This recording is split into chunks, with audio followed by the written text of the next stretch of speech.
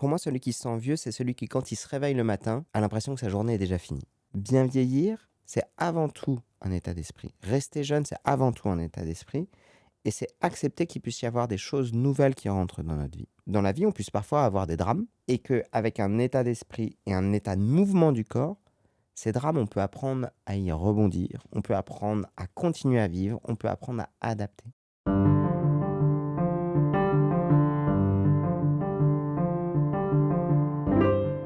Bonjour. Bon, vous le savez, pour être en bonne santé, pour bien vieillir, il est vraiment crucial de bouger. Bon, d'accord. Mais la vraie question, c'est comment on fait. Pourquoi les idées qu'on a sur il faudrait se mettre au sport, etc., sont pas exactement justes. Voire même, ça nous empêche de nous y mettre comme il faudrait. Alors, pour savoir ce qu'il faut vraiment faire, là, je reçois, je crois, le meilleur spécialiste possible de cette question, Major Mouvement. Vous le connaissez tous, vous allez voir, il est éclairant, passionnant, et je dois reconnaître, ça m'a vraiment conduit à changer, et je m'y mets grâce à lui, et j'espère que vous aussi, tellement il est enthousiasmant. Bonjour Grégoire. Bonjour Fabrice. Alors je suis tellement content de te voir, parce que te voir, te lire, t'écouter, ça me rend joyeux. Eh ben, je vois ça, Fabrice. Et je trouve que un des apports de ton travail et de ce livre en particulier, c'est donner du mouvement aux gens. Alors, je suis très engagé moi-même dans cette idée que la vie est en mouvement, faut pas être, on est toujours trop statique.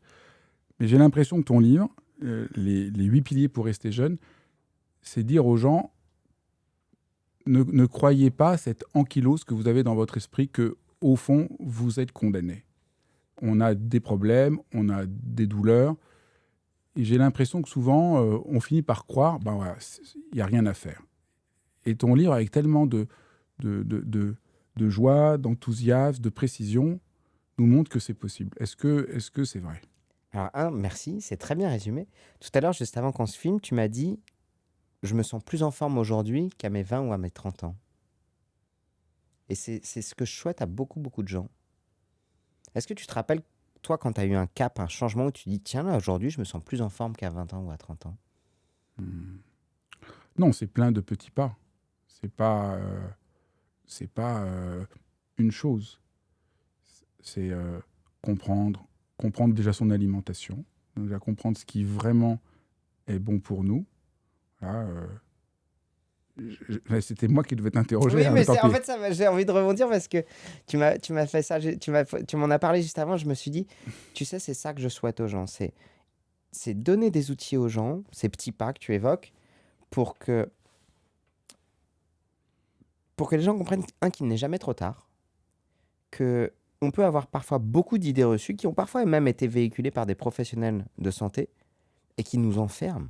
On va essayer de voir un peu Ouais. toutes ces idées qui nous enferment. On va voir les piliers, mais je trouve intéressant d'aborder ces fausses idées qui ont circulé, et en partie même, c'est vrai que tu le dis, chez les soignants. Je crois qu'une des clés du livre, c'est on a mal, on va chez le médecin, il nous dit « Ah, vous avez une mauvaise posture ». Et on sort, on avait un problème, on en a deux. Et en lisant ton livre, on a un problème, et après on voit qu'on a des petits pas à faire. Tu promets pas un miracle, mais plein de petits pas qui fait que au moins on peut faire quelque chose. Parce que souvent, voilà, on va chez le médecin, ouais, et là, En fait, l'idée, c'est de se dire, je me prononce pas sur les pathologies métaboliques. Je vais pas prendre la parole sur un cancer, sur un diabète, mais sur l'ostéo-articulaire. L'os, les articulations, l'arthrose, les hernies discales, les discopathies. Tous ces mots qui font parfois peur aux gens et qui, dans le langage médical, on continue, malgré les évolutions scientifiques, malgré les évolutions des neurosciences, à traiter comme des pathologies systémiques. Ça veut dire quoi? Certaines pathologies, on va prendre par exemple maladie de Crohn, on va prendre par exemple un cancer, ont des grades d'évolution qui sont décrites avec des impacts sur les individus et avec plus ou moins des traitements pour pouvoir minimiser ces symptômes. Et on peut dire aux gens, ben voilà, compte tenu de là où vous en êtes dans l'évolution des symptômes, malheureusement, l'issue, ça va être ceci, ça va être cela. Sur l'articulation et sur la douleur de manière globale, ça ne fonctionne pas pareil. En fait, ce qu'il y a de fascinant, et ça c'est ce que j'explique un peu plus tard dans le livre, c'est que la douleur n'est pas directement corrélée à l'usure. Donc là, c'est complètement dingue. Et Tu ça, c'est montres complètement dingue. dans le livre qu'il y a des études qui prouvent que avec le même dos abîmé, Certaines personnes n'ont ont pas de mal douleur. et d'autres n'ont pas de douleur. Et ça, on Exactement. l'a découvert parce qu'on a fait des radios de gens qui étaient en bonne santé et on découvre qu'ils ont les mêmes problèmes de ceux qui ont mal. Alors, comment ça s'explique? Alors, il y a plusieurs choses. Là, on est un peu avancé dans le bouquin, mais on y reviendra peut-être plus tard. Dans le livre, je l'ai mis en 8 piliers, justement pour que je puisse m'adresser aux gens qui ne connaissent rien au corps, mais que quand ils arrivent au pilier 5, 6 de la douleur, ils aient suffisamment d'informations pour que cette information qui peut paraître un peu incroyable, ils disent « Ok, je comprends mieux maintenant ». Donc si on revient un petit peu en arrière, avant même de parler de la douleur, si c'est ok pour toi, Oui, oui, oui. c'est ok, où j'en suis dans ma vie, où j'en suis dans mon corps aujourd'hui, et si j'ai la perception qu'il est trop tard, que je ne peux plus rien faire dans mon corps, à ce moment-là, je ne vais plus pouvoir accueillir quoi que ce soit comme nouvelle information. Et en effet, je vais me retrouver, certes, il y a Skinner à bretelles de 36 ans qui va m'expliquer ce que je dois faire, ce que je peux faire, mais en fait, moi, au moment où j'accueille cette information, je ne suis pas capable de l'accepter, de me l'adapter, parce que je ne me sens pas, comment dire, me projeter ou je ne sens pas que je rentre en résonance avec ce gars-là, parce que visiblement, il n'a pas la même vie. Et en fait, là où moi j'explique, c'est que bien vieillir, c'est avant tout un état d'esprit. Rester jeune, c'est avant tout un état d'esprit. Et c'est accepter qu'il puisse y avoir des choses nouvelles qui rentrent dans notre vie. C'est accepter que dans la vie, on puisse parfois avoir des drames et qu'avec un état d'esprit et un état de mouvement du corps, ces drames, on peut apprendre à y rebondir, on peut apprendre à continuer à vivre, on peut apprendre à adapter. Et ça, quelque part, certes, c'est ce que j'explique dans le premier pilier, mais c'est aussi ce que j'ai appris avec tous mes patients.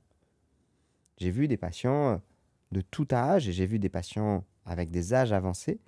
Et j'ai pu observer nettement cette différence entre des gens qui, dans leur tête, étaient déjà vieux à 50, 60 ans et des gens qui étaient encore jeunes à 80, 90. Et être vieux, c'est à la fois un état d'esprit, mais c'est parfois dû à toutes ces mauvaises informations qu'on a. Parce que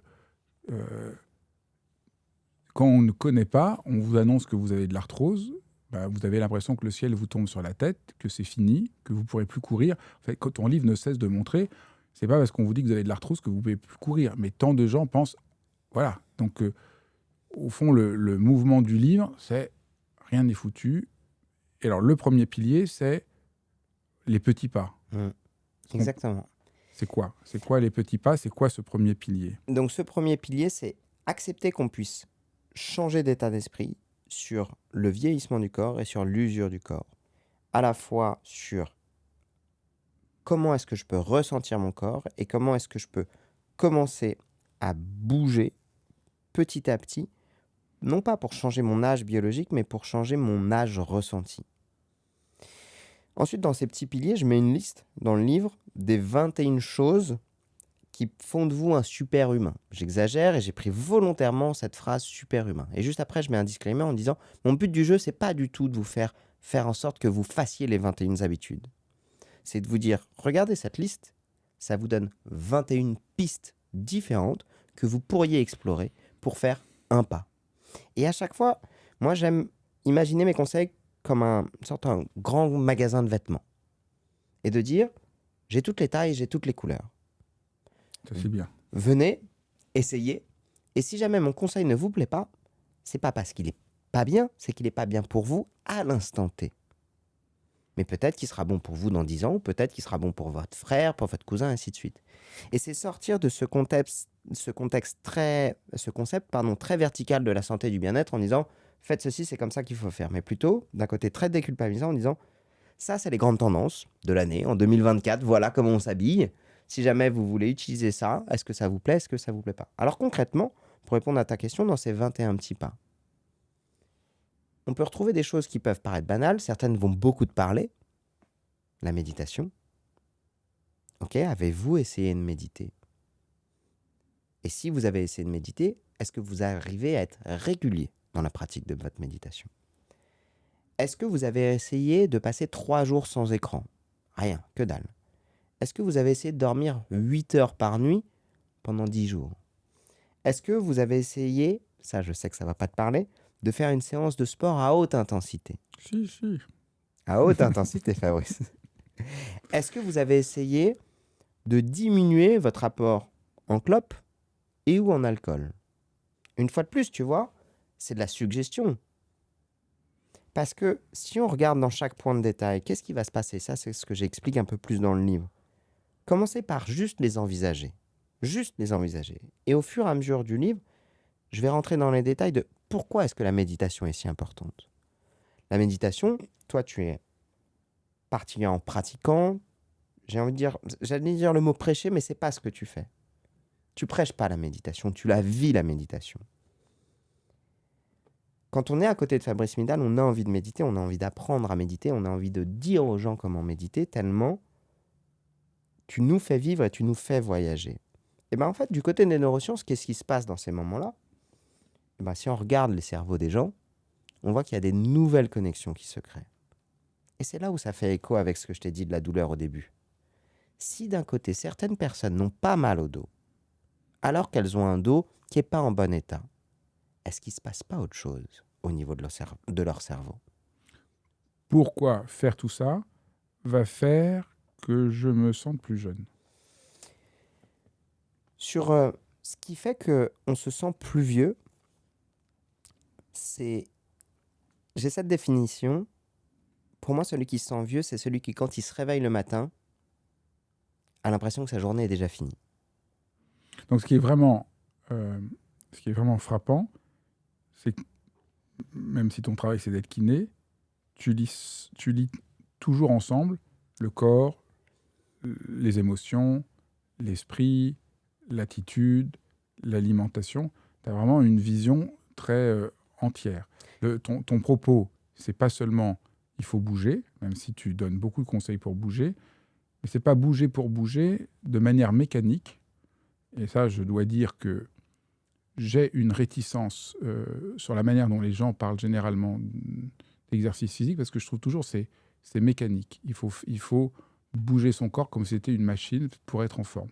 Ce que je trouve vraiment frappant, et on le voit comment tu parles et comment tu guides les exercices dans le livre et dans tes vidéos, c'est pas du tout ça. C'est plus rencontrer son corps, s'écouter et aussi se muscler, parce qu'on va voir aussi se muscler est important. Mais il y a toujours cette dimension d'intégrité et aussi, comme je disais au début, ça rend joyeux. On ne sent pas... Ouais. Merci, c'est hyper bien résumé. En fait, j'ai 5 réponses sur ce que tu viens de m'évoquer. Je crois que la première, c'est de dire, j'ai envie de casser cette idée reçue, et c'est ce qu'on développe un peu dans le pilier 3. Le bénéfice du muscle, 99% des bénéfices du muscle ne se voient pas. Et j'aimerais vraiment décorréler dans l'imaginaire des gens que quand vous faites du muscle, c'est pour se regarder dans le miroir, avoir plus d'abdos, plus de pectoraux et se satisfaire dans une espèce d'ego trip, de culture de soi.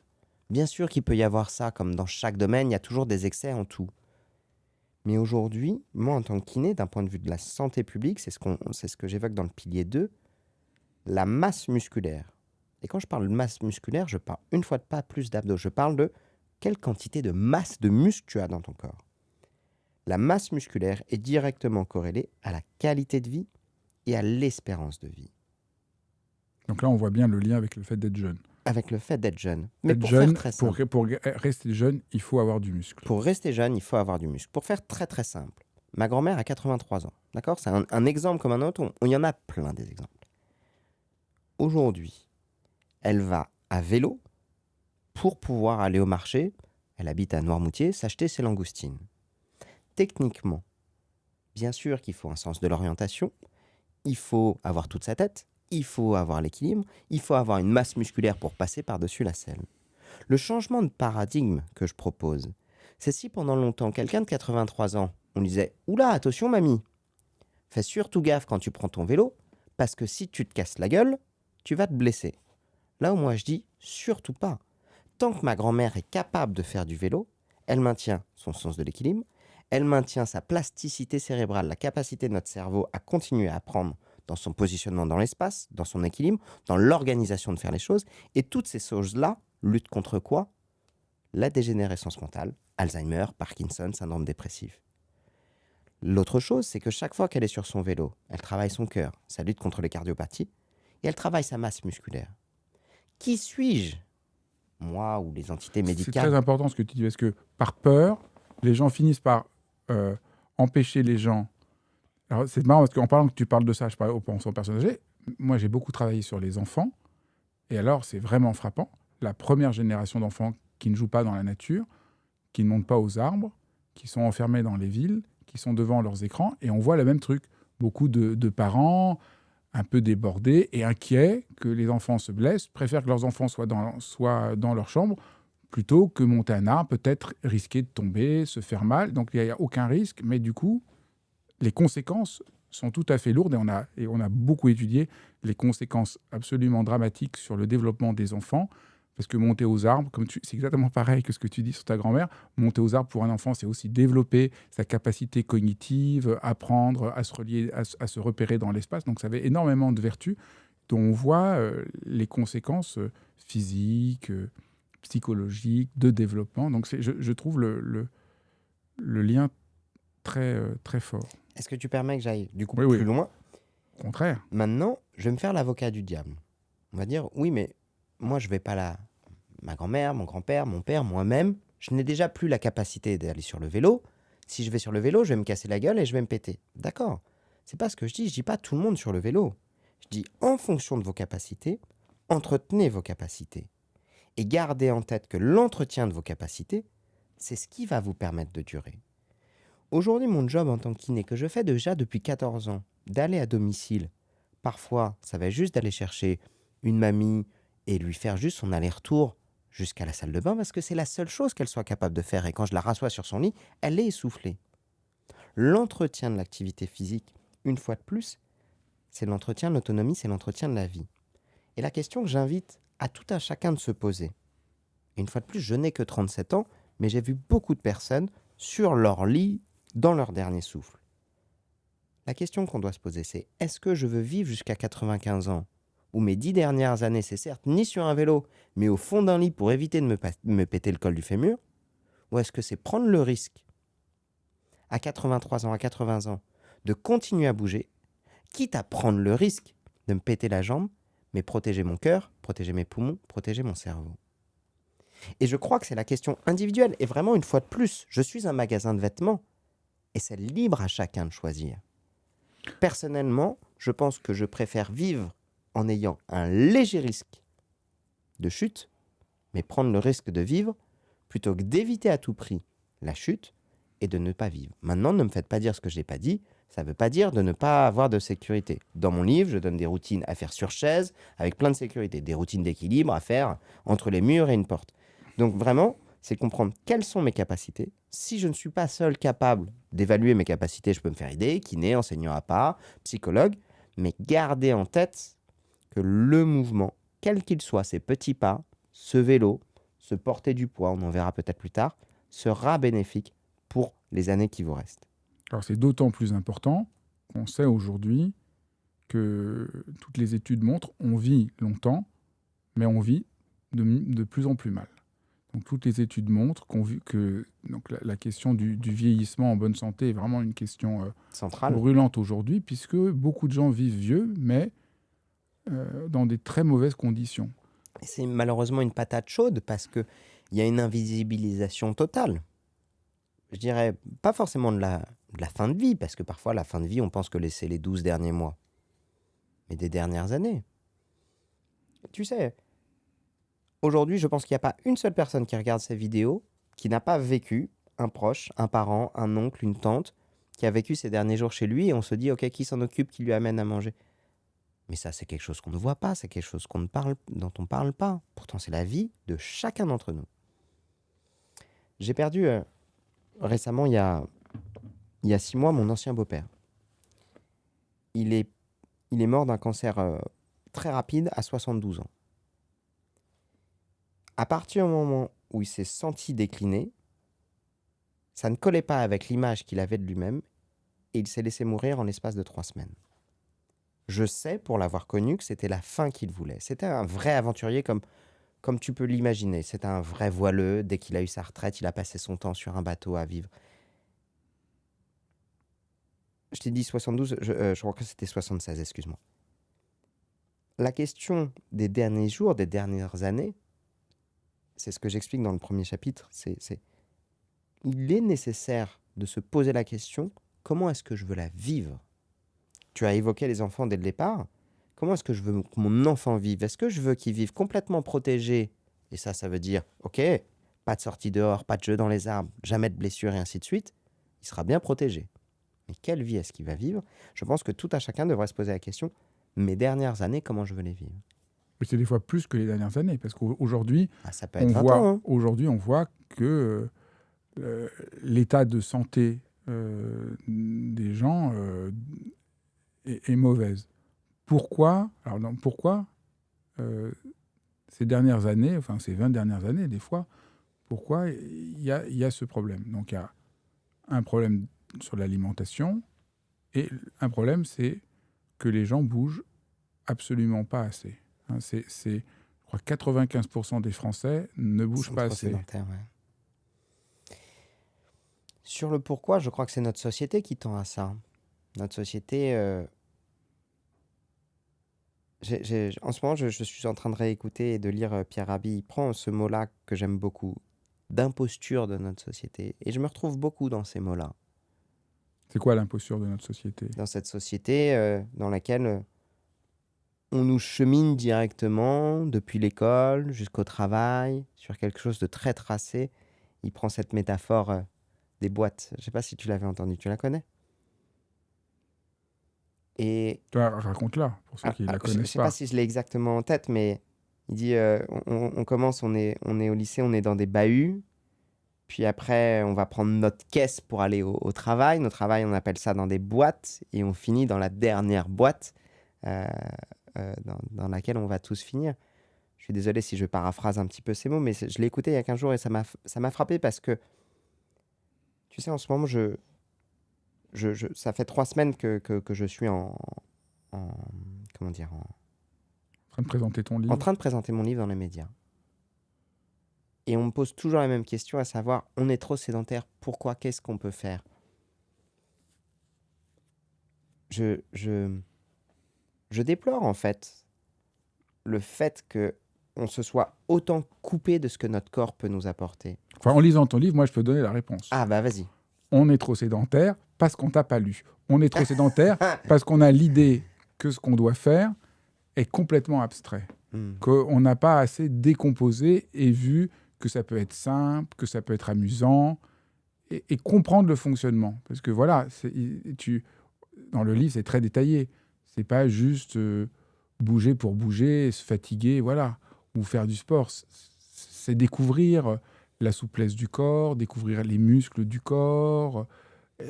Donc c'est vraiment, quand je disais au début qu'il y a un côté joyeux, et je pense que les gens ne bougent pas parce que c'est juste monolithique. Je suis tranquille, et là, il faut juste que je fasse du sport. Mais c'est quoi? Il faut que j'aille dans un club, mais pourquoi moi? Et voilà, je pense que c'est un peu ça euh, on nous a pas trop éduqués à ça. Moi, je me souviens à l'école, les cours de PS, voilà, c'est un autre monde que ce dont tu parles. Là, il fallait faire des tas de trucs que je comprenais pas, que j'arrivais pas. Et en lisant, ah, mais ça, je peux. Ça, c'est possible. Et ça, c'est un peu le pilier 2. Viser l'efficacité en bougeant. Tu as quand même fait tout un travail pour comprendre qu'est-ce que ça veut dire ne pas être sédentaire. Voilà, Sur l'efficacité en bougeant, je me suis basé sur cette étude, sur notamment les lombalgiques chroniques. On a interrogé des lombalgiques chroniques qui étaient allés chez des kinés, donc des gens qui ont mal au dos régulièrement. Et ils sont dans des parcours de kiné et les kinés leur donnent des exercices. Et puis à la fin, on a interrogé les gens et on leur dit qui a fait les exercices et on se rend compte qu'il y a au moins 2 tiers des gens qui ne font pas les exercices qu'on leur a prescrits. On va leur demander pourquoi est-ce que vous ne faites pas les exercices. Les 3 raisons qui ressortent le plus sur pourquoi les gens ne font pas, ce sont les mêmes que pourquoi les gens ne font pas assez de sport. Le manque de temps, la peur de mal faire et la peur de se faire mal. D'accord. Donc décomposons ça. Si vous avez l'impression de manquer de temps, on peut l'avoir de 2 formules un peu différentes. Combien de temps est-ce que vous pensez qu'il faut bouger?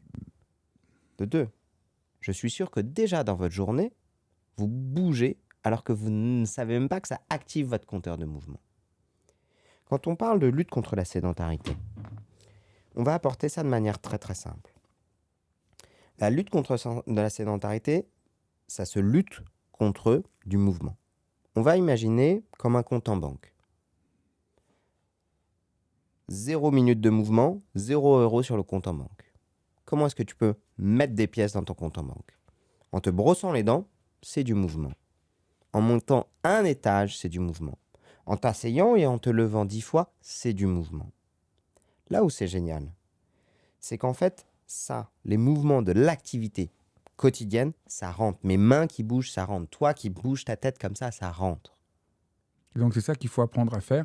Et ton livre nous montre plein de petits exercices qu'on peut faire, voilà, au quotidien, Au et qui quotidien. commencent déjà à changer ce rapport à notre corps et ce piège de la sédentarité, qui est un piège redoutable qui nous détruit. Et pour aller plus loin, parce qu'on peut aller plus loin, avoir 100 € sur son compte en banque, c'est bien. Avoir 200 € sur son compte en banque, c'est mieux. Avoir 2000 € sur son compte en banque, c'est mieux. Dans le sport, par peur d'être trop musclé, par peur de se faire mal, par peur de ne pas être efficace, par peur de transpirer, de passer pour un con et ainsi de suite, il y a tout un tas de gens qui disent « Ah, moi j'ai 10 €, je me contente des 10 €. » Ce que j'explique dans le livre, c'est « Ok, selon les recommandations, ce serait idéal pour chacun d'entre nous de bouger, comme je l'ai évoqué, entre 40 minutes et 1h30 par jour. » Concrètement, ça veut dire quoi? Bah tiens, je vais descendre un arrêt de métro plus tôt. Concrètement, je vais me perdre dans les dédales de la Défense pour retrouver Fabrice et me perdre pendant 15 minutes. Ok, ça rentre dans mon compteur. Concrètement, tout à l'heure, je sors du métro. Il y a les escaliers et l'escalator. Quand vous regardez ça, vraiment, je vous invite à vous poser cette question. C'est un dilemme qui doit se passer dans votre tête. Un dilemme qui est de se dire, aujourd'hui, j'ai pas la force et j'ai pas l'envie. Et c'est ok pour moi de prendre les escalators. Par contre, je me souhaite demain d'avoir retrouvé mes forces et de prendre l'escalier. Et si pendant 7 jours d'affilée, vous n'êtes pas capable de prendre l'escalier, c'est le jour où vous devez le prendre, l'escalier. Parce que normalement, vous devriez avoir réussi au bout de 7 jours à retrouver votre énergie, à avoir dormi les 8 heures que vous deviez dormir, à avoir mangé un repas un peu plus sain, à avoir diminué ce qui vous tracassait autant et d'être capable d'avoir plus d'énergie de marcher. Et on va aller plus loin. Ça, c'est la dernière étape. Si vous arrivez à mettre un minimum d'activité, vous pouvez rajouter le sport. Et je vous encourage à rajouter le sport. Dans le sport, vous pouvez faire le sport qui vous plaît. Parce qu'on sait aujourd'hui que ce qui permet aux gens d'être assidus dans le sport, ce qu'on veut, c'est l'assiduité. Comme la méditation. Ça passe par le plaisir. Jamais, jamais, jamais, tu arriveras à faire du sport de manière régulière si tu n'y prends aucun plaisir. Je dis jamais, j'ai dodeline et de la tête, mais de la fesse pas trop, ça s'est pas vu. Dans ma carrière, j'ai eu 2 patients qui n'ont pris aucun plaisir à leur activité sportive et qui ont réussi à le faire pendant 15 ans sur plus de 25 000 patients. 2 sur 25 000. On n'est pas des surhommes. Prenez du plaisir. Prenez le temps de vous poser la question dans quoi je prends du plaisir. Est-ce que vous prenez du plaisir dans les vêtements que vous allez mettre? Est-ce que vous prenez du plaisir dans la musique que vous allez écouter? Est-ce que vous prenez du plaisir dans les copains et dans les amis que vous allez rencontrer? Est-ce que vous prenez du plaisir dans voir votre corps changer? Est-ce que vous prenez du plaisir à être dehors? Est-ce que vous prenez du plaisir dans la compétition? Est-ce que vous prenez du plaisir dans l'amusement? Est-ce que vous prenez du plaisir à apprendre? Il y a un sport pour chacun de ces items-là et parfois pour plusieurs items-là à tout âge. Ok, génial. Vous trouvez le sport qui vous fait plaisir. Vous trouvez le moyen de bouger régulièrement. Il vous manque un truc. Pousser, porter ou tirer du poids lourd. Alors ça, j'avais envie, on n'a pas fini sur ce que je voulais parler avant, mais ça, j'avais envie. Qu'est-ce que c'est donc ça? J'avais compris tout, mais là, qu'est-ce que c'est ce truc-là? Redis la phrase. Pousser, porter ou tirer du poids lourd. La valise. La valise. Non, Allez. ça veut dire quoi? On y vient. Au tout début du podcast, tu m'as dit, Grégoire, on a des gens avec des dos usés qui n'ont pas de douleur et ainsi de suite. Et je t'ai dit, on se penche sur le cerveau. On n'y est pas encore. Penchons-nous sur l'articulation, sur le muscle et sur le lien entre l'articulation, le muscle et le cerveau. Pendant longtemps, on nous disait que porter du poids était mauvais pour les articulations et que ça usait les articulations. On passe des radios, des IRM, des scanners aux sportifs. Et je te pose la question. Qui d'après toi, du pratiquant de musculation à de la personne qui est complètement sédentaire, qui a le dos le plus solide? J'imagine que tu vas me dire que c'est le sportif. Bah ouais. Notre corps, contrairement à ce qu'on pensait, il ne s'use pas, il s'adapte à ce qu'on lui met dans les dents. Ça, c'est très important. Tu peux répéter parce que c'est tellement dingue. Notre corps, contrairement à ce qu'on pense, il ne s'use pas, il s'adapte à ce qu'on lui met dans les dents. Ça, c'est vraiment une des croyances qui nous bloque. On a Oui. l'impression, mon corps s'use, si j'en fais trop, je vais l'user, et après, ce sera bien fait pour moi si je peux plus bouger. Exactement. Maintenant, ce qu'il y a d'intéressant, c'est que pour que notre corps s'adapte, il faut lui mettre régulièrement des petites doses. On va prendre un exemple très très simple. Demain, si je commence par faire du gainage de 30 secondes, je mets les coudes sur le sol et je tiens comme ça pendant 30 secondes. Je prends un peu de repos, je mange bien, je m'hydrate bien, je recommence dans 2 jours et ainsi de suite. Au bout de 3 mois, je vais être capable de tenir plus longtemps et dans des meilleures conditions. J'ai fait progressivement un exercice que j'étais capable de faire. La même chose, mais on va changer quelques paramètres. Au lieu de faire du gainage, j'ai un accident de bagnole à 50 km/h et je prends ma position de gainage. Cette fois, c'est plus le sol qui me rentre dessus, c'est mon pare-choc, ou pas mon pare-choc, mais mon tableau de bord. J'ai fait beaucoup trop vite, beaucoup trop fort, sur un corps qui n'était pas prêt à encaisser. Qu'est-ce que je fais? Je me casse les 2 bras, je me luxe les épaules et je finis chez le dentiste. Par contre, si on prend un sportif très entraîné, quelqu'un qui ferait de la boxe, et qui prendrait un choc aussi violent qu'une voiture à 50 km/h avec un tibia et qu'il l'arrête, il va être capable de l'arrêter. Non, Bien sûr que oui, non. mais évidemment. À 50 km/h. Ah bah, quand tu regardes les impacts que les mecs se mettent au rugby, alors peut-être pas 50 km/h, j'exagère, c'était pour ma métaphore. Fabrice, tu es meilleur que moi en mathématiques et en physique. Mais au rugby, ils ont fait le calcul, à l'époque, c'était pour Sébastien Chabal, quand il avait arrêté un joueur qui était samoan. Ils avaient pris l'énergie cinétique d'un joueur qui courait à, je crois, 38 km/h, 125 kg. Ils disaient, c'est la même énergie cinétique qu'une Twingo lancée à 5 km/h. Que Sébastien Chabal, quand il arrêtait, c'était comme s'il arrêtait une Twingo lancée à 5 km/h. Ouais, c'est Si impressionnant. tu veux être plus précis dans les mathématiques. Donc, tout ça pour dire que... Tout ça pour dire que si je demande à mon corps trop vite, trop fort, trop longtemps, il peut créer des douleurs. Si je demande à mon corps zéro vite, zéro longtemps et jamais, il va se désadapter. Une fois de plus, oh incroyable, c'est une question d'équilibre. Tout à l'heure, je t'ai dit pour pouvoir faire du sport, il faut le faire régulièrement, parce que le faire régulièrement, c'est ce qui permet sans cesse d'avoir la petite adaptation de notre corps. La régularité, c'est la clé. La régularité vient du plaisir. Une fois que je peux mettre de la pression sur mes articulations progressives, je vais régénérer mes tissus. Pourquoi? Parce que notre corps, quand on va lui mettre une pression, il va y avoir un mécanisme qui s'appelle le mécanotransduction. Une transformation de l'énergie mécanique en transformation biologique, chimique par le corps. Prenons un autre exemple. Est-ce que tu sais quelles sont les personnes, la population qui a le plus de chances de développer des hernies discales? Aucune idée. Les gens qui bougent pas. Les gens qui bougent pas, pire. Non. Je donne ma langue au chat. Je pense que personne ne trouve. Ce sont les astronautes. Bon, ils sont pas très nombreux, donc ça compte Ils pas sont beaucoup. pas très nombreux. Non, mais là, ça compte pas beaucoup. L'idée, c'est pas de faire de la santé publique des astronautes. C'est de partir du principe de ce qu'on apprend sur les astronautes pour changer notre logique pour ceux qui sont sur Alors Terre. pourquoi les astronautes font des hernies discales? Parce que pendant l'espace de leur voyage dans l'espace, ils n'ont aucune pression sur leur disque intervertébral. L'absence de pression sur leur disque intervertébral use de manière prématurée les disques intervertébrales. Ah, dingue. Parce qu'au Les début, disques intervertébraux, du coup. au début, je me suis dit, mais quel rapport avec les astronautes? Je m'en fous. J'en m'en fous parce que je suis vraiment pas astronaute. Mais là, j'ai compris. Et en fait, Donc ça va à l'encontre de l'idée naïve que nous avons.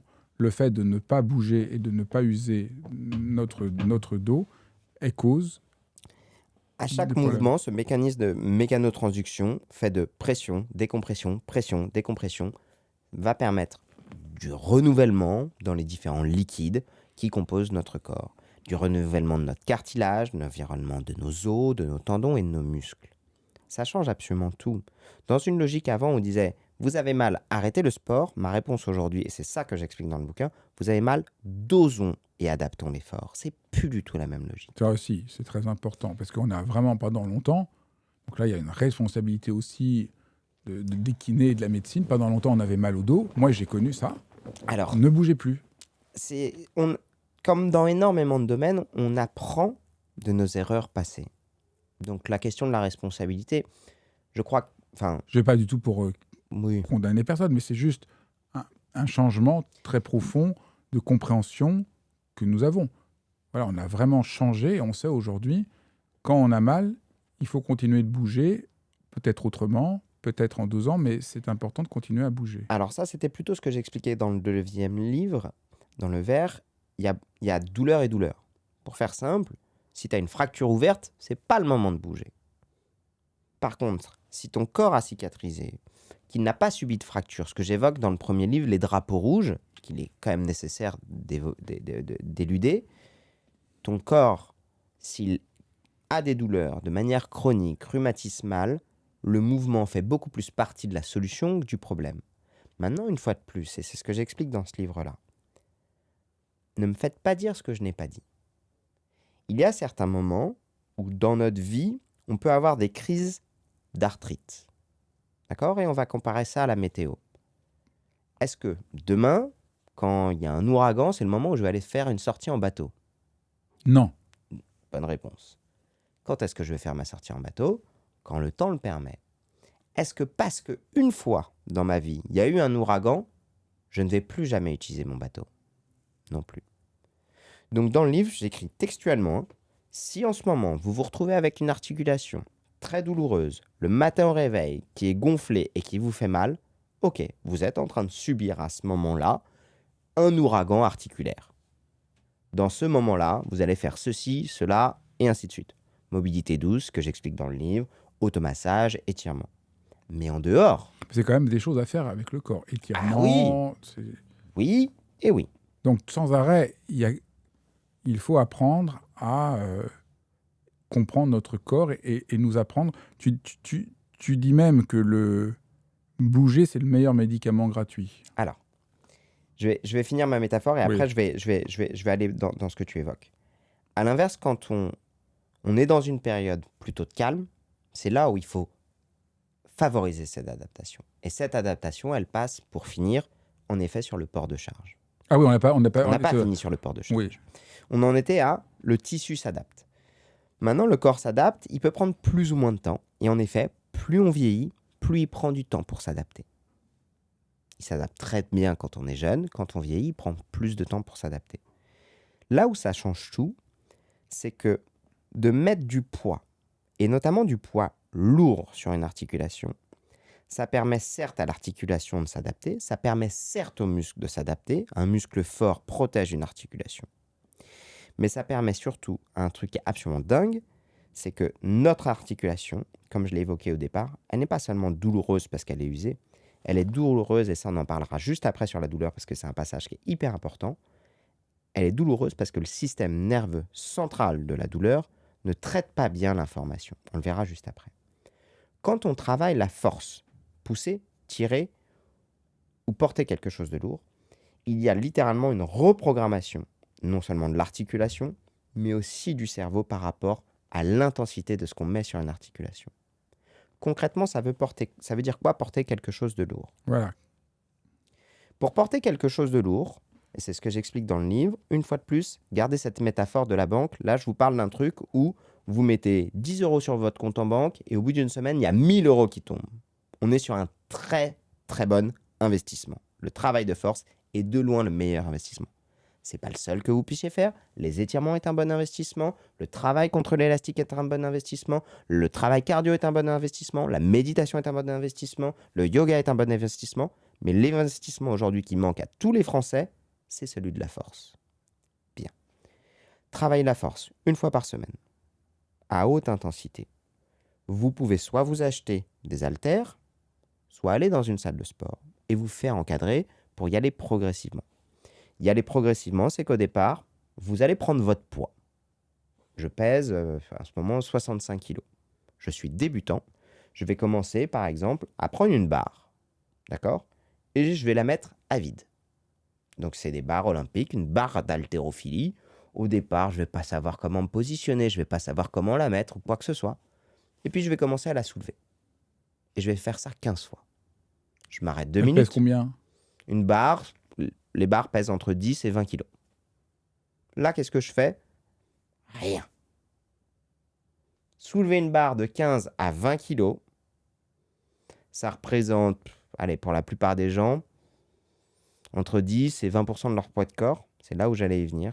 Aujourd'hui, 90% des gens qui écoutent cette vidéo, 90% des gens qui écoutent cette vidéo, donc éventuellement, je module en fonction des problématiques de santé plus ou moins lourdes de chacun, sont capables de porter jusqu'à 100% de leur poids de corps. Sur un mouvement qui s'appelle le soulevé de terre. Soulevé de terre, c'est je prends une barre au sol, je la tire et je la remonte jusqu'à mes hanches. Vous tapez sur Google soulevé de terre, vous allez voir, c'est comme mettre un pantalon, sauf que le pantalon, c'est une barre d'haltérophilie. Faire ça, c'est absolument excellent pour votre corps et complètement contre-intuitif. Ah, complètement contre-intuitif. Complètement contre-intuitif. Ce que je souhaite à chacun, je ne vous dis pas d'y aller demain, c'est de planter une graine aujourd'hui dans votre tête, de dire, je me mets comme objectif, d'ici la fin de l'année, un jour, de prendre une tenue de sport, de passer n'importe quelle porte de salle de sport, d'aller au-delà du regard des autres, parce qu'on va vous regarder pour la bonne et simple raison que quand on fait du sport et qu'on fait du repos entre les répétitions, on regarde ce qui bouge. On ne vous regarde pas parce que vous êtes beau, belle, ou ainsi de suite, on vous regarde juste parce que vous passez par là. Point. Les salles de sport, c'est des salles qui sont ouvertes à tous et qui devraient être fréquentées par tous. Je vais aller voir quelqu'un, je dis bonjour, je suis débutant. Est-ce que vous avez des coachs ou est-ce que vous êtes habitué à la truc? J'aimerais faire un mouvement que j'ai vu sur internet qui s'appelle le soulevé de terre. Est-ce que vous pouvez m'aider? Et vous savez ce qui va se passer? Il va dire oui, bien sûr. Ok, tu prends une barre et tu commences à 10 kilos. Tu prends la barre et tu la soulèves. Et là, vous allez sentir des trucs dans votre corps. Vous allez sentir que ça pousse. Vous allez sentir votre périnée. Vous allez sentir vos abdos. Vous allez sentir que vous allez bloquer votre respiration. Et vous allez apprendre de ça. Accroche-toi bien, Fabrice, c'est ça qui est fascinant. Laissez-vous 6 mois. Laissez-vous 6 mois et au bout de 6 mois, normalement, une fois de plus, modulo des problématiques de santé interne, vous devriez être capable de porter 100% de votre poids de corps. En faisant tous les combien? Une fois par semaine. Une fois par semaine. Et le D'accord. spoiler, tu sais quoi? Je vous donne 6 mois parce que je suis très... Enfin, je dirais... Non, je reformule. Je dis, je vous donne 6 mois pour pas vous faire peur parce qu'en fait, quasiment tous les gens seraient capables de le porter le premier jour. 100% du poids de corps. Dingue. On est Et pourquoi beaucoup, c'est si important? beaucoup. Pourquoi c'est si important? Un, c'est dans les recommandations de l'OMS. Dans les recommandations de l'OMS, c'est stipulé de la manière suivante, c'est ce que j'explique dans le livre. Pour les moins de 70 ans, il est nécessaire de faire 1 heure par semaine de séances de sport à haute intensité contre du poids, c'est-à-dire contre résistance, du resistance training, c'est ce qu'ils expliquent. Pourquoi? Pour tous les bienfaits que je t'ai évoqués, sur les articulations, sur le cœur, mais surtout sur la tête. Aujourd'hui, l'activité physique à haute intensité est recommandée dans le traitement de la dépression légère à modérée. Dans le traitement, pas dans le ce serait bien de le faire, Micheline, si tu as un peu de temps. Non, non, dans le traitement, au même titre que des médicaments. Ça, c'est vrai, je peux dire, pour avoir lu beaucoup d'études, qu'on sait aujourd'hui que le sport a plus d'efficacité. Enfin, on compare certains antidépresseurs au sport. on se rend compte que l'antidépresseur est plus rapide que le sport, mais sur le long terme, le sport a autant d'efficacité que des antidépresseurs. Et il y a énormément d'études qui montrent ça. Au début, j'ai cru que c'était une blague. Allons plus loin, J'en Fabrice. revenais pas et c'est vraiment confirmé. Tu confirmes Ah oui, bien sûr. Donc c'est Allons plus loin. absolument dingue. Est-ce que tes antidépresseurs te permettent de diminuer ton risque de cardiopathie? Non, Non. Est-ce que tes antidépresseurs te permettent de diminuer ta prévalence d'Alzheimer? non. Est-ce que tes Au contraire antidépresseurs... même, Ouais, on a un risque. on a un risque. Est-ce que tes antidépresseurs permettent de diminuer ton risque de diabète de type 2? Ah, pas du tout. Est-ce que tes antidépresseurs te permettent de perdre du poids? Ah bah non, au contraire, il y a même certains qui Est-ce ont que un tes doute. antidépresseurs te permettent de mieux dormir? Mieux, en termes de qualité de Ah récupération bah de non, sommeil. Est-ce que tes antidépresseurs te permettent d'augmenter ta libido? non, au contraire. Certains, au contraire, la bloquent. Est-ce que tes antidépresseurs te permettent de rencontrer du monde? Oui, à la limite, par effet secondaire. Aujourd'hui, le sport, c'est le meilleur médicament gratuit, multimodal, qui existe. Aucune molécule ne peut faire tout ça à la fois. Et l'effet secondaire éventuel, c'est de se faire une entorse, c'est de se faire un peu de genou, c'est d'avoir des abdos, qu'on arrête de me faire chier. Excuse-moi, je suis un peu vulgaire, mais c'est ça que je trouve génial. C'est pour ça que quand je dis aux gens, vous pouvez pas vous tromper à bouger, c'est que par peur de se faire mal, on passe à côté de l'énorme pilule de tous les bénéfices que le sport fait pour nous. Et je comprends qu'en fonction de votre éducation, que votre parcours, des moqueries que vous avez pu avoir, de l'inconfort de transpirer, d'être rouge, d'avoir les regards, je comprends très honnêtement. Et vous n'êtes pas les seuls. Puis on a peur d'avoir mal. On a peur d'avoir mal, bien sûr. Mais parce qu'on a ces peurs-là, on ne fait pas le minimum. Tu n'as pas idée, celui-là il est dur, du nombre de personnes qui pensent en faire trop, alors qu'en réalité ils n'en font pas assez. Ça veut dire quoi? Ton corps est fatigué et à la fin de la journée on te dit ce serait bien de faire du sport, tu dis mais je suis déjà crevé, qu'est-ce que tu veux que j'aille faire du sport? Là où le sport, il est très dur de commencer, mais après tu sens la vraie fatigue et la bonne fatigue de ton corps qui te dit merci, ça j'en avais besoin. Et devinez quoi? Si c'est trop dur, adaptez. Et ça, quelque part, on en revient à qu'est-ce que mon corps me donne comme information, quel véhicule je suis en train de vivre. Et ces expériences de vie-là, elles vont me permettre non seulement de gagner en espérance de vie, de gagner en années de vie, mais surtout que ces dernières années, je les vive dans les meilleures conditions possibles. Parce que concrètement, on a comparé des populations de gens à qui on travaille la force, d'autres à qui on travaille l'équilibre, d'autres à qui on travaille la souplesse. Et on a regardé qui est-ce qui se blesse le plus, qui est-ce qui se blesse le moins. Ceux qui font la force de très très loin sont ceux qui se blessent le moins. Quand on demande aux personnes âgées, ah oui, c'est ça que je voulais te dire sur les recommandations de l'OMS, je vais finir là-dessus. Ceux qui sont le plus à risque de chute versus ceux qui chutent le moins. Le travail de force, une fois de plus, sont ceux qui chutent le moins. Pas le travail d'équilibre, le travail de force. Donc il faut continuer la force. Le travail Tout au de long de force. sa vie, il faut faire de la force. C'est là où on y vient. Dans les Ah, pour recommandations l'instant, de tu vois, pour l'OMS, l'instant... Oui, vas-y. c'est exactement ça qu'ils disent. Tout à l'heure, je t'ai dit dans les recommandations de l'OMS, 1 heure d'activité à haute intensité, une fois par semaine, pour les personnes de moins de 70 ans. On pourrait voir qu'au-delà de 70 ans, on pourrait s'imaginer qu'au-delà de 70 ans, ils disent « bon, on commence à lever le pied ». Les recommandations de l'OMS, elles disent « non, non, non, à partir de 70 ans, il faut le faire et encore plus ». Non. La logique est la suivante, à partir de 70 ans, nos capacités diminuent. Donc là où on avait cette logique pendant longtemps, encore extrêmement véhiculée, c'est de dire si nos capacités diminuent, on va lever le pied sur la contrainte, puisqu'on est capable de moins faire. Du coup, il faut faire de moins en moins. La logique, c'est ça. Alors que, la logique voudrait qu'on soit ça, et c'est contre-intuitif de dire, en fait, si mes capacités diminuent, si je veux garder mes capacités, il faut que je fasse plus qu'avant. Donc aujourd'hui, dans les recommandations, on peut voir des images sur les réseaux sociaux et il y a beaucoup de conneries sur les réseaux sociaux. Et celle-là, je sais qu'à chaque fois que je publie là-dessus sur les réseaux sociaux, ça fait beaucoup réagir. C'est de voir des dames de 90 ans, les cheveux blancs, en juste au corps, avec des bras un peu flappis, porter des grosses barres de musculation. Il faut faire. Et il faut faire ça. C'est dingue. C'est dingue. Hein. J'en suis... ça, Et c'est ce que j'explique dans le bouquin. Une fois de plus, mon but du jeu, c'est pas de vous culpabiliser.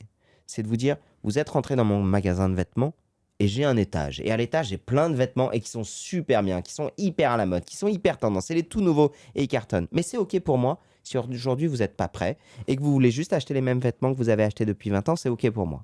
Mais alors, tu as dit, tu avais dit tirer. Pousser, porter. Donc là, tu as décrit qu'il faut porter. Porter. Et alors, pousser.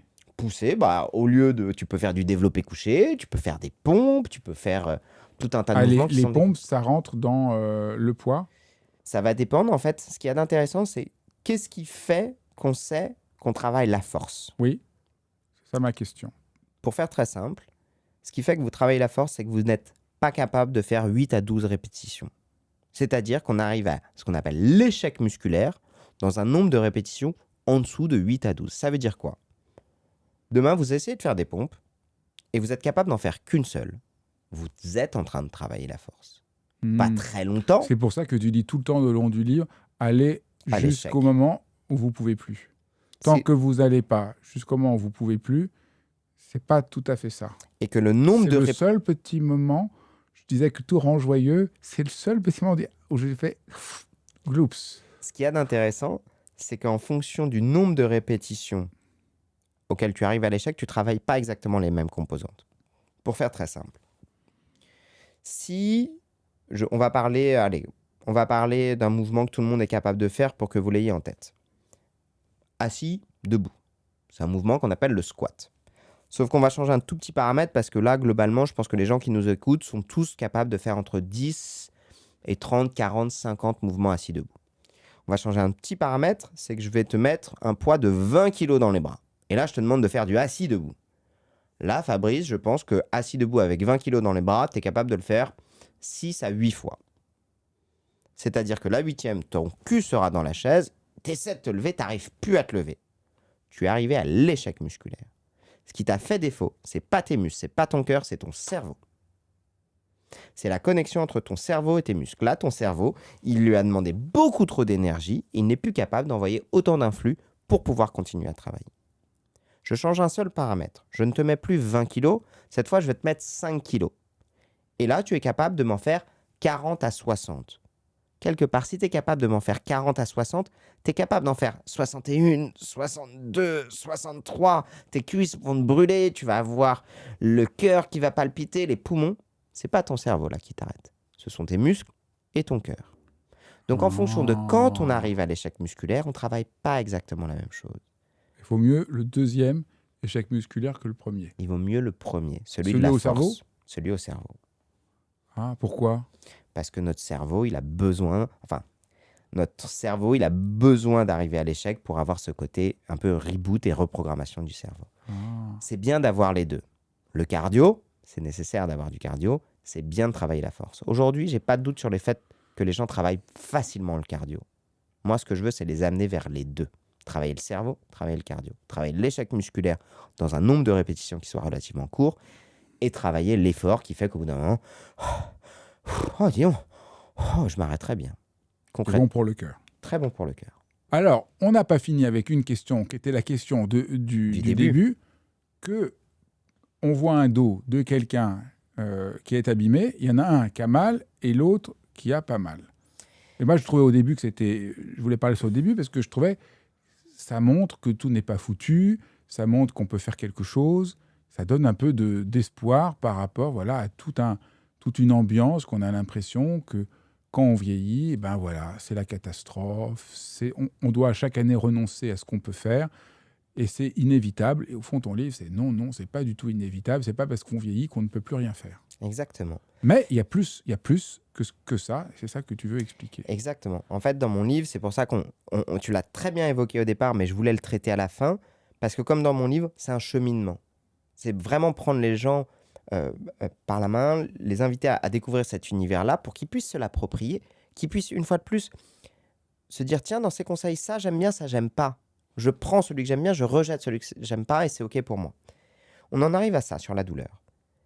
Qu'est-ce qui fait que certaines personnes ont un dos usé à la radio, à l'IRM, au scanner et pas de douleur? Qu'est-ce qui fait que d'autres ont un dos qui est tout à fait normal et des douleurs? Et qu'est-ce qui fait que d'autres ont aussi un dos abîmé et des douleurs, un dos normal et pas de douleur? Bien. Dans le livre, c'est tout l'apport des neurosciences qui date à peu près de 2015. Donc, c'est une étude qui a vraiment bouleversé la compréhension du système ostéo-articulaire, os, articulation, rien à voir avec la profession des ostéos, c'est vraiment le système ostéo-articulaire, c'est comme ça que ça s'appelle. 2015, on passe des IRM à des gens qui n'ont pas mal au dos. Et on s'attend quoi? Que les gens qui n'ont pas mal au dos Ont un dos parfait. et ont un dos parfait. Et là, qu'est-ce qu'on trouve? Nom de Zeus, qu'en fonction de leur âge, ça nous donne le pourcentage de chance de remaniement. Et quand je dis remaniement, je parle d'arthrose, de canal lombaire étroit, de discopathie, de mouvement discal, de sténose lombaire. Quelqu'un de 20 ans qui n'a pas mal au dos a 20% de chance d'avoir une discopathie. Quelqu'un de 40 ans a 40% de chance d'avoir une discopathie alors qu'il n'a pas mal au dos. Quelqu'un de 80 ans qui n'a pas mal au dos a 80% de chance d'avoir une discopathie. Chez des gens qui n'ont pas mal. Donc ça veut dire quoi? C'est que ça remet complètement en cause le modèle qu'on a dit avant. Parce que dans l'histoire des gens, c'est quoi? J'ai mal au dos depuis quelques semaines, quelques mois, je vais chez mon médecin généraliste, il dit si vous avez de mal depuis quelques semaines, quelques mois, je pense qu'il serait pertinent de faire une imagerie pour savoir exactement ce que vous avez. Puisque l'imagerie nous permet de regarder exactement votre structure, et si on connaît votre structure, on connaîtra la cause de votre douleur. Ça, c'est ce qu'on a pensé pendant longtemps. Seulement, la seule chose, c'est qu'on voit des gens qui ont exactement la même structure et pas de douleur. Ce qui veut dire que ce qu'on pensait être la cause, ce remaniement, n'est pas la cause unique de la douleur. D'autres choses rentrent en ligne de la douleur. Et ça, il faut attendre les années 2015 pour le comprendre. Donc c'est vrai que c'est pas forcément qu'on a mal au dos, forcément une bonne idée de faire tout de suite un IRM. Et aujourd'hui, en effet, on va plutôt passer un IRM. Les IRM et les scanners sont des examens d'exclusion de douleur, pas d'inclusion de la douleur. Pour faire très simple, si là, j'entends grogner dans la pièce qui est juste à côté, d'accord? Il y a une menace potentielle. La seule chose, c'est que je suis juste capable de savoir que ça n'est pas un tigre ou un ours, mais je ne suis pas capable de savoir quel type de chat ou de chien c'est. Quelque part, savoir que c'est juste un truc qui ne va pas me bouffer, c'est ce qui m'intéresse. L'IRM et scanner aujourd'hui est capable de me dire que vous n'avez pas une hémorragie interne, que vous n'avez pas une tumeur, que vous n'avez pas une pathologie inflammatoire. Elle n'est pas capable de me dire si la douleur que vous ressentez est liée uniquement à de l'arthrose, à de la discopathie, au canal lombaire étroit. Je ne vais pas revenir là dans les détails parce que je pourrais littéralement parler 8 heures et je vais vite basculer dans du discours assez technico-technique et je l'ai vulgarisé plutôt dans mon deuxième livre si vous voulez aller plus loin spécifiquement sur le mal de dos. On arrive à ce que je vais évoquer là dans mon livre. Malheureusement, sur la compréhension de la douleur, on n'en est qu'au début aujourd'hui. Il y a eu dans la recherche, la douleur, on ne va pas se mentir, c'est le parent pauvre de la recherche. On est très bon sur la cardio, on est très bon sur la neuro, on est très bon sur la chirurgie, sur la gestion de la douleur articulaire, on en est au début de la compréhension. Bien. Sur ce début de la compréhension, pendant très longtemps, on s'est focalisé uniquement sur la structure, sur ce qu'on voyait à l'imagerie. Vous avez de l'arthrose de genou, vous avez mal au genou. Vous avez de l'arthrose de coude, vous avez mal au coude. T'as compris l'idée. Mais il y a deux choses qu'on n'a pas assez évaluées, et encore à ce jour, on n'a pas encore les outils technologiques pour les comprendre. C'est qu'en fait, la douleur, et c'est ce que j'explique dans le livre, elle passe par 3 étapes. C'est très vulgarisé, mais ça permet aux gens de comprendre. Elle passe par 3 étapes. Le corps qui capte, le nerf qui transmet, et le cerveau qui interprète. Comme un sens. Quand tu me vois, ton œil a des capteurs pour capter la lumière, ton nerf optique transmet ce qui a été perçu, et ton cerveau fabrique l'image dans ton cerveau. C'est pareil pour la douleur. Ton genou capte, ton nerf crural, ton nerf sciatique transmet l'information et ton cerveau la traite. Chacune de ces étapes peut potentiellement me donner un message douloureux.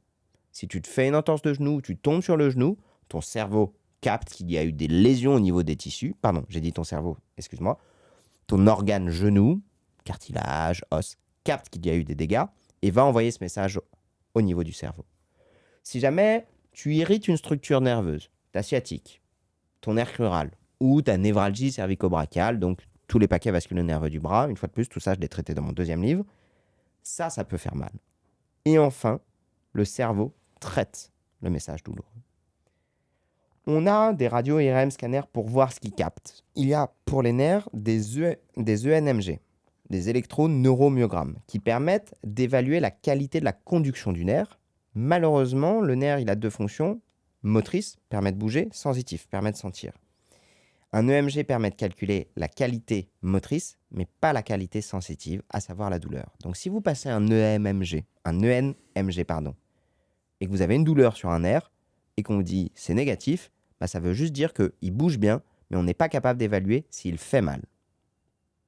La dernière chose, c'est comment est-ce que votre cerveau interprète un message douloureux. Et ça, aujourd'hui, il n'y a pas un seul examen qui permet de voir que le cerveau surinterprète, sous-interprète, malinterprète une information douloureuse. La seule chose que l'on est, c'est ce que les gens nous racontent et qu'est-ce qu'il y a dans leur historique de douleur.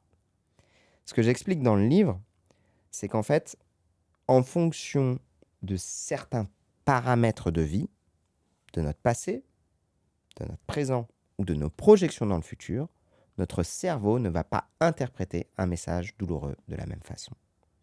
Qu'est-ce qui conditionne ces filtres que j'explique dans le livre, qui vont être soit des boosters, soit des inhibiteurs de douleur? Qu'est-ce qui les conditionne?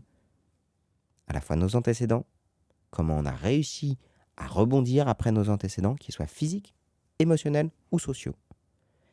Ce qu'on met dans notre vie, comment est-ce que je continue de bouger, comment est-ce que je continue à utiliser mon cerveau, comment est-ce que je dors, comment est-ce que je gère mon stress, va moduler ces paramètres et ces filtres de gestion de la douleur. Ce qui est assez paradoxal, et tu me l'as évoqué au tout départ, tu m'as dit tout à l'heure, ce livre, il est beaucoup plus global, et c'est vrai qu'il est plus global parce qu'en fait, quand j'ai commencé à écrire en 2020, à la fois mes connaissances ne me permettaient pas d'être plus global, à savoir de faire ce lien entre la douleur, le corps, l'esprit et ainsi de suite. La deuxième chose, c'est que j'avais pas assez de recul sur les neurosciences et de savoir comment traduire ces messages dans la vraie vie des gens. Et la troisième, pour être franc avec toi, c'est que si mon premier livre en 2020 avait été comme celui-ci, entre guillemets, aussi transversal sur différents facteurs de vie, on m'a dit, écoute, t'es gentil, jeune kiné, mais reste à ta place, fais de l'ostéo et de l'articulaire. Aujourd'hui, nos compréhensions des neurosciences nous permettent de nous dire, en fait, en réalité, il y a un lien direct entre le stress et la perception de la douleur. Il y a un lien direct entre la capacité de notre cerveau à créer des connexions et la douleur. Si je peux renvoyer les gens qui nous écoutent à une vidéo que j'ai faite avec le professeur, le médecin Tosti, sur la douleur, qui est vraiment spécialiste de la douleur, qui explique exactement tout ce que tu expliques et toutes ces connaissances complètement stupéfiantes du lien entre notre esprit et la douleur. Voilà, je mettrai le lien dans la description ci-dessous. Et pour boucler cette boucle, l'activité physique, tout à l'heure je t'ai dit contre la dépression, contre le diabète et ainsi de suite, l'activité physique permet de reprogrammer le système de la douleur. Non. Mais comment c'est possible? Là aussi, c'est complètement contre-intuitif. Complètement contre-intuitif. Ah ben voilà, j'ai mal. À la rigueur, moi, je peux comprendre qu'il y a des exercices de méditation ou d'hypnose qui vont me permettre de changer mon rapport à la douleur et de dire toute la journée, c'est insupportable, si je continue à avoir mal, je vais pas m'en sortir, de complètement changer ma manière de percevoir les choses et d'intégrer la douleur. Et voilà, une manière de travailler sur la douleur. Et il y a des centres antidouleurs qui utilisent même les pratiques que je fais pour se foutre la paix, qui permettent vraiment d'avoir un impact. Mais alors, en quoi le fait de bouger va changer mon cerveau et ma perception de la douleur? Alors, sur les mécanismes exacts... Je suis désolé de jouer les candides. Bien sûr, mais tu joues les candides, mais tu as tout à fait raison, parce que les gens se posent vraiment ces questions-là. Sur les mécanismes exacts, il n'est pas impossible que ça fonctionnerait presque de la même manière. J'ai parlé d'un mot, peut-être que les gens n'ont pas saisi à quel point il est important, de neuroplasticité. Pour faire très simple, notre cerveau, c'est de la pâte à modeler. Si on le surexpose à des effets négatifs, il va avoir des manifestations négatives. Si on le surexpose à des effets positifs, il va avoir des manifestations positives. À tout âge, il garde une capacité d'apprentissage. On peut le remodeler grâce à la méditation. Et certaines personnes vont avoir des très bonnes réponses à la méditation. On peut le remodeler grâce au sport et certaines personnes vont avoir des très bonnes réponses grâce au sport. Et devine quoi, quand on combine les effets des deux, c'est encore plus fort. Pour répondre à ta question, j'invite les gens à regarder une vidéo que j'ai titrée en toute sobriété, je te donnerai le lien. Cette technique pour traiter le lumbago est incroyable. Petit titre pour YouTube, qu'il en convient, mais littéralement c'est ça qui se passe. On mettra aussi le lien. Exactement. Une fois de plus, c'est une vidéo en live où j'ai traité un patient qui vient avec des vives douleurs au niveau du dos. Une fois de plus, ne me faites pas dire ce que je n'ai pas dit, ça ne marche pas pour toutes les pathologies. Ça marche très bien pour les pathologies où on pense que c'est le corps qui souffre très fort, le corps qui capte, alors qu'en fait, c'est le cerveau qui déconne. Ça, c'est typique du lumbago, c'est typique des pathologies de douleurs chroniques. Ce qui n'est pas le cas si on prend l'inverse sur une fracture ouverte. Une fracture ouverte, le corps envoie un message douloureux très intense, le cerveau, lui, va très bien. Il n'a aucun problème. Moi, je te parle des autres pathologies. Là où le corps va bien, mais c'est le cerveau qui déconne. Donc si ça joue sur le cerveau, c'est notre job à nous, en tant que professionnels de santé, d'identifier des problématiques qui sont liées à des surexpressions de la douleur et non pas à des surexpressions du corps. Le lumbago, c'est typiquement ça. Le lumbago aigu sur le lumbago subaigu, je ne peux pas encore me prononcer, je n'ai pas assez de connaissances pour aller sur ce sujet-là. Alors, qu'est-ce que tu fais avec ton patient qui a un lumbago? Sur mon impatient qui a un lumbago, d'abord, je m'assure que ça n'est qu'un lumbago et j'élimine tout ce que ça n'est pas. Donc, j'élimine du discal, j'élimine du sciatique, j'élimine tout ce que ça n'est pas et je m'assure que dans son historique, c'est bien lumbago. L'histoire classique, c'est ce matin, en me brossant les dents, en éternuant, en portant un sac, boum, ça m'a lancé très très fort et depuis, je ne peux plus bouger, j'ai mon dos qui est complètement bloqué. Sur celui-ci, concrètement, ce que je vais faire, je vais dire, ok, très bien, est-ce que vous pouvez vous pencher en avant? Une fois de plus, j'élimine tout ce que ça n'est pas. Une fois que je sais que c'est bien un lumbago, je lui demande de se pencher en avant. Très bien. 10 fois. Et là, je vais regarder si au bout de 10 fois, il est capable de se pencher. De plus en plus, de moins en moins, ou si ça ne change rien. S'il est capable de se pencher un tout petit peu plus, mon étape d'après, c'est que je vais lui mettre du poids dans les mains. Et quand je te parle de poids, je ne te parle pas de 400 grammes. Je vais lui mettre 6 à 8 kilos dans les mains. Et là, je vais lui demander, est-ce que tu peux te repencher? Je suis avec toi, tout va bien. Là, son cerveau, il va baliser très très fort. Il va dire, non, non, non, non, non, je peux pas. Moi, comme j'ai éliminé tout le reste, je sais que c'est bien ça et que je lui dis, ok, viens, on y va. Je regarde droit dans les yeux, on reproduit le même mouvement. Et là, c'est ce que j'explique dans le livre. Parfois, quand on remet du mouvement sur une articulation, il peut y avoir différents comportements de la douleur. Parfois, sur les 2-3 mouvements, la douleur peut être exacerbée et sur le 4, 5, 6e, diminuée. Ça, c'est typique des douleurs qui sont liées au cerveau. Un peu comme si je te disais, Fabrice, excuse-moi pour la métaphore, je vais te mettre une tarte dans la gueule, tu vas te tendre, tu vas te contracter, et juste après, je te dis, non, en fait, je déconne. Le cerveau, c'est un peu plus complexe que ça, mais on peut avoir cette métaphore. Une fois de plus, ce que j'ai écrit dans le livre, c'est que ça ne serait pas du tout pareil si, au départ, tu n'as pas mal, et puis au bout de la 30e, 40e, 50e répétition, la douleur augmente, augmente, augmente. Ok, bah là, c'est juste dire que ton corps, il est capable de tolérer 30 répétitions, mais il n'est pas capable de tolérer 40, il n'est pas capable de tolérer 50. Différents comportements de la douleur, et en fonction de comment votre corps ressent l'effort que vous lui mettez, ça vous permet de savoir dans quelle zone est-ce que vous êtes capable de travailler. Et ça, c'est écrit noir sur blanc, j'ai fait un schéma, les différents comportements de la douleur, comment vous pouvez quantifier votre douleur et ainsi de suite. Ce qui veut dire quoi?